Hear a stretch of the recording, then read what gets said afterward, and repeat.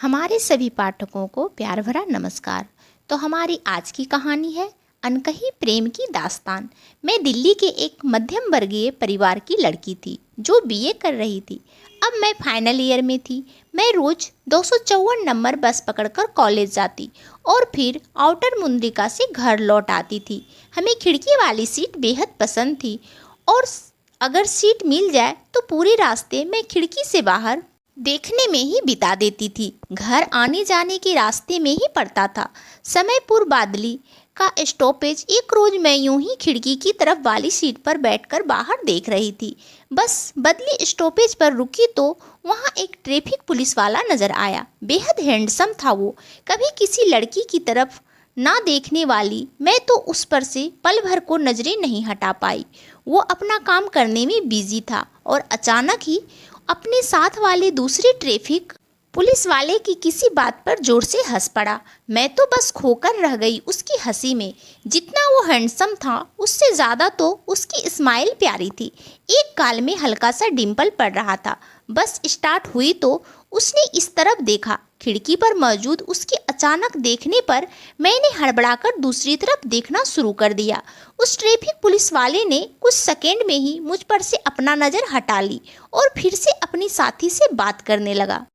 बस भी आगे बढ़ ही चुकी थी तो अब वो नजर आना बंद हो चुका था, लेकिन मेरे दिमाग से उसकी छवि नहीं उतरी थी। आज छुट्टी के वक्त थी। आउटर मुद्रिका बस से लौटते हुए जब बदली का स्टॉपेज आया तो बस में खड़ी मैंने फौरन बाहर देखा। मेरी नज़र ट्रैफिक पुलिस वाले को तलाश रही थी पर वो नज़र नहीं आया। आते ही उसे मुझे सीट पर नहीं मिली। बस आगे बढ़ गई तो मैंने बूझे मन से एक बार फिर बाहर देखा तो वो रोड की दूसरी तरफ से आता दिखाई पड़ा। मुझे जब तक वो नजर आया तब तक मैं पीछे मुड़कर उसे देखती रही। अब तो ये रोज का नियम बन गया था। हमें वो छुट्टी के वक्त नजर आए या ना आए, लेकिन सुबह जब मैं खिड़की की तरफ वाली सीट पर होती तो वो ट्रैफिक पुलिस वाला हमें बादली स्टॉपेज पर नजर आ ही जाया करता था। धीरे धीरे मेरे मन में उसके लिए चाहत जन्म ले चुकी थी, पर मैं ये नहीं जान पाई थी कि ट्रैफिक पुलिस वाले ने मुझे नोटिस भी किया या नहीं। हालांकि मुझे इस तरह उसे एकटक देखते रहने पर कई बार उस पुलिस वाले की नज़र भी मेरे पर पड़ जाया करती थी, लेकिन वो मुझे फौरन अनदेखा कर देता था। जबकि मैं भी कई कम खूबसूरत नहीं थी। वो सो वाइट गोरी थी। धूप में तो मेरा रूप और भी चमक उठता था। आज मेरा प्रैक्टिकल एग्ज़ाम था, लेकिन आधी दूर पहुंचने के बाद ट्रैफिक जाम इतना लंबा था कि 1 घंटे तक गाड़ी टस से मस नहीं हुई थी। मात्र 15 मिनट का रास्ता तय किया था बस ने। उस बीते 1 घंटे में अक्सर ही वजीराबाद के पुल से आगे ऐसा जाम लग जाया करता था और कभी कभी उससे आगे भी गाड़ी 2-2, 3-3 घंटे टस से मस नहीं हुआ करती थी। आज भी यही हुआ था, लेकिन प्रैक्टिकल की वजह से आज मुझे कॉलेज जाने की जल्दी थी। मेरे साथ उस रूट से जाने वाली 2-3 और लड़कियां रहा करती थी। वह सब आपस में विचार करके नीचे उतर गई और ये सोचते हुए पैदल ही आगे बढ़ गई कि जाम खत्म होने पर आगे से कोई ऑटो या रिक्शा करके कॉलेज चली जाएगी। बदली स्टॉपेज पर मैंने सब लड़कियों से नज़र बचाकर इधर उधर निगाह दौड़ाई, लेकिन जैसे मेरी नज़र तलाश कर रही थी वो नज़र नहीं आया, जबकि उसका साथी वहीं था। मैंने फिर आगे जाकर मुड़कर उस तरफ देखा जहां वो अक्सर दिखाई देता था। उस ट्रैफिक पुलिस वाले का साथी मुझे ही देख रहा था और सब किसी को फ़ोन मिला रहा था। मैंने जब मुड़ने से पहले एक बार फिर मुड़कर देखा तो वो अब अपने साथी के पास नजर आया और दोनों ही आपस में बातें करते हुए हंस रहे थे। मेरे दिमाग में एक बार ख्याल आया कि क्या जानबूझकर वो इतनी देर से छिपा हुआ था, और जब मैं इतनी आगे बढ़ गई कि वो नजर ना आ सके तब वो आकर अपने साथी के पास बैठ गया। मैं फिर सामने देखते हुए सोची, नहीं, ऐसा नहीं होगा। इतना लंबा जाम है, वो पक्का जाम हटवाने के काम में लगा होगा कहीं। मुझे आज भी लौटते हुए सीट नहीं मिली थी और मैं खड़ी थी। बादली स्टॉपेज पर मैंने बाहर देखा तो वो पुलिस वाला गाड़ी में ही देख रहा था। मैं उसे नज़र नहीं आई थी, लेकिन मैं उसे देख पा रही थी। उसे इस तरह बस की तरफ देखकर मैं सोचने लगी, क्या वो मुझे ढूंढ रहा है? पर ऐसा कैसे हो सकता है? दिन भर में कितनी ही बसें गुजरती है, वो मुझे ही क्यों तलाशेगा? नेक्स्ट डे वो सुबह नजर नहीं आया और मेरा मन उदास हो गया। उसके अगले दिन भी यही हुआ। जाने वो 2-3 दिन से कहाँ था कि नज़र नहीं आ रहा था। मैं सोचने लगी ऐसा क्यों होता है कि जब तक कोई पसंद नहीं होता तब तक वो रोज़ आते जाते नज़र आता है, लेकिन जब उसकी आदत पड़ जाती है, वो पसंद आने लगता है, तो फिर वो नज़र आना बंद हो जाता है। अब वो मुझे कभी नज़र नहीं आता था। कई दिन बीत जाते तब वो कभी एक बार नज़र आता। मेरा आज लास्ट प्रैक्टिकल एग्ज़ाम था, लेकिन आज फिर जाम की वजह से मैं नीचे उतर गई और पैदल आगे बढ़ गई थी। बदली पर आदत अनुसार मेरी नज़र उठ गई और उसकी तलाश करने लगी। मैं पीछे मुड़कर देखते हुए आगे बढ़ रही थी और वहाँ एक तिराहा था।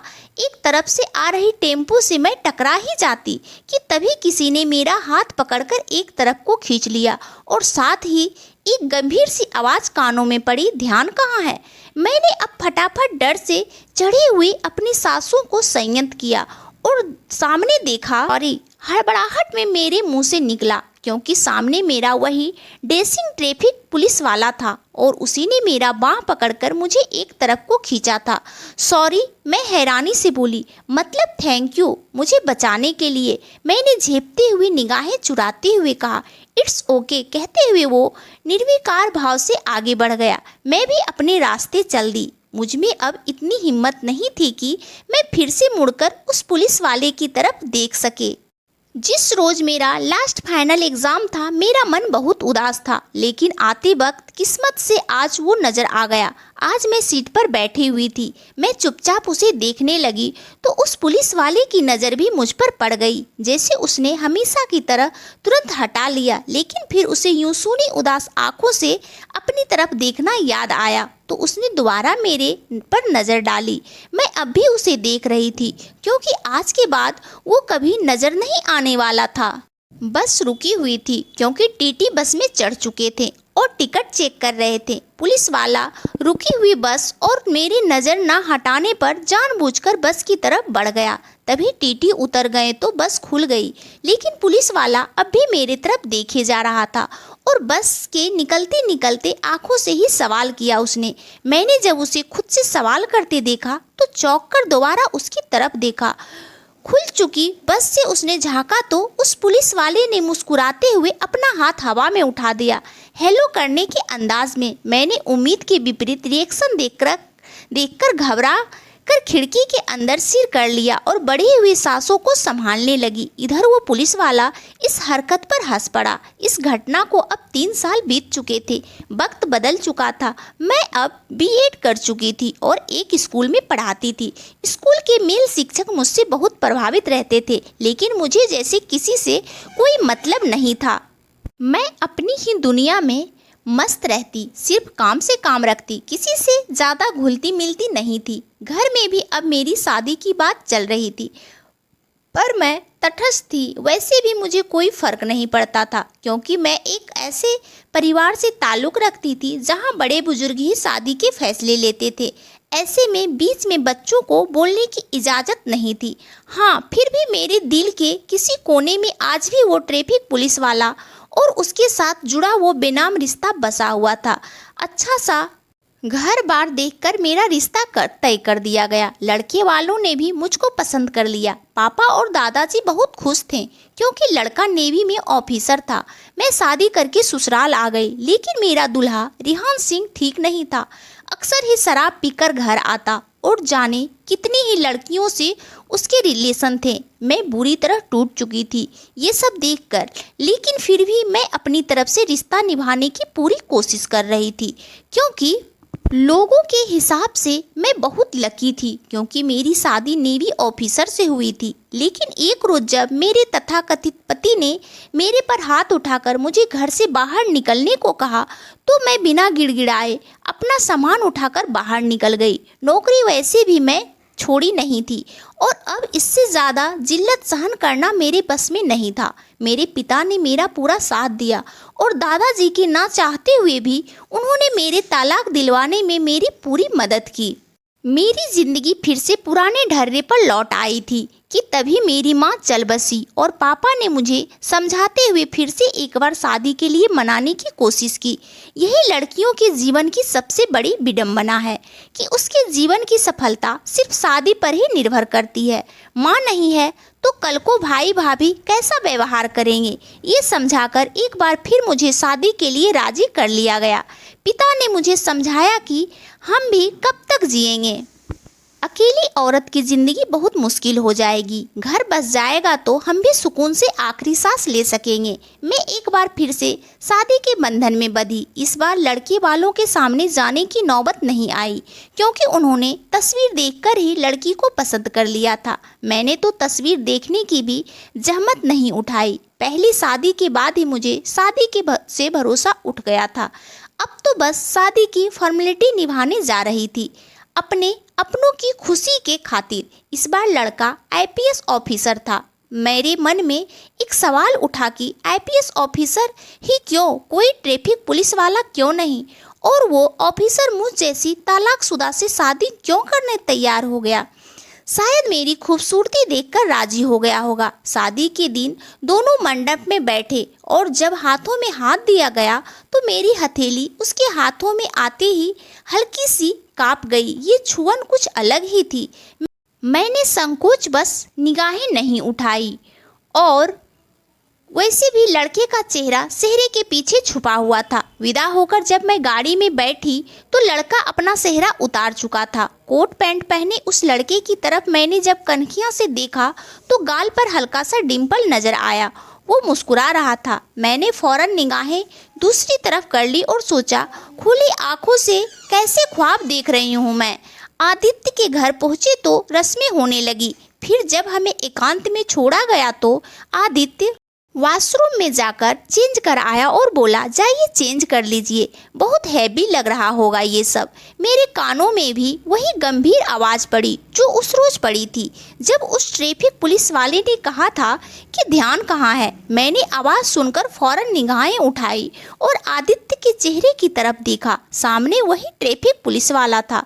मैं तो उसे देखते ही रह गई। तभी आदित्य ने मेरे सामने आकर हल्का सा झुककर मेरी आंखों में देखते हुए कहा, इतनी हैरान क्यों हैं आप। मैं हड़बड़ा गई और निगाहें हटाते हुए बोली, नहीं हैरान नहीं हूँ, वो मैं वॉशरूम जा रही थी। आदित्य ने मेरी बाहें पकड़ ली और बोला, ज्वेलरी उतारने में हेल्प कर दूँ। मेरी तो आवाज़ हलक में अटक कर रह गई थी। कभी सोचा ही नहीं था वो बेनाम रिश्ता सबसे खास रिश्ते में तब्दील हो जाएगा। मेरी वो अनकही प्रेम की दास्तान एक दिन मुकम्मल होगी। मैं ज्वेलरी उतारते देख रही थी कि आदित्य का पूरा ध्यान मेरी ज्वेलरी उतारने पर था।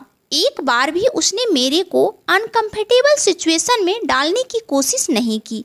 मैं वॉशरूम में चली गई और चेंज करके आई तो हमेशा की तरह सिंपल सी पेनीट्यूल बनाई हुई थी। हल्के आसमानी और सफ़ेद के कॉम्बो सूट में मैं बहुत खूबसूरत लग रही थी। मैं झिझकते हुए आई और बेड पर एक तरफ को बैठी तो आदित्य ने मुस्कुराते हुए मेरी बाँह पकड़ ली और अपनी तरफ आने का इशारा किया। मैं उसकी आंखों में देखकर ये जानना चाह रही थी कि उसे कुछ पता है या नहीं। आदित्य ने लास्ट रोज की तरह ही आंखों से सवाल किया तो मैंने नज़र हटा ली। आदित्य ने जब आगे बढ़कर मेरी गोद में सिर रखकर लेटते हुए कहा, मुझे सब पता है। मैंने हैरानी से कहा, क्या? आदित्य ने मेरी आंखों में देखते हुए कहा, मुझे पता है कि आप मुझे देखा करती थी और सिर्फ आप ही नहीं, मैं भी आपको उसी वक्त से चाहता हूँ। देखता तो मैं भी था, लेकिन जब आप मेरी तरफ नहीं देख रही होती थी, कई बार मैं इसलिए भी गायब हुआ करता था ताकि आपको आराम से छिपकर देख सकूं। लास्ट में पता ही नहीं चला कि आपने कब बस से आना जाना बंद कर दिया। मैं भी उलझ गया था आईएएस की तैयारियों में।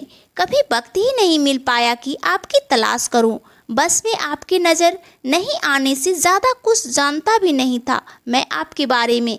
फिर जब एग्ज़ाम पास कर लिया तब आपकी डिटेल्स देकर आपका स्केच तैयार करवाया आपने एक साथी से और फिर आपके बारे में पता लगाया तो शादी का प्रस्ताव भेजा और अब फाइनली हम एक दूसरे के सामने हैं। मैं अपनी आंखें बंद कर ली और बोली, आप जानते हैं कि मैं तलाकशुदा हूँ।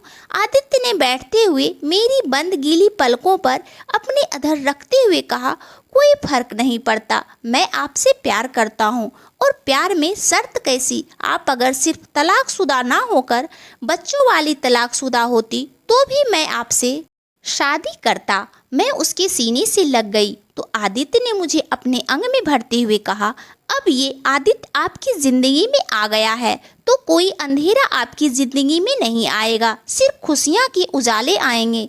और आपकी जानकारी के लिए बता दूं कि रिहान सिंह अब जेल में है। आपसे शादी से पहले मैंने उसके केस को निपटाया था ताकि आप निश्चिंत होकर जी सके। मेरी बाहें आदित्य पर कस गई तो आदित्य भी मुझे अपनी आगोश में छिपाते हुए मुस्कुरा उठा और मेरे माथे को चूम लिया। वो बेनाम रिश्ता आज एक अरेंज्ड लव मैरिज में तब्दील हो चुका था।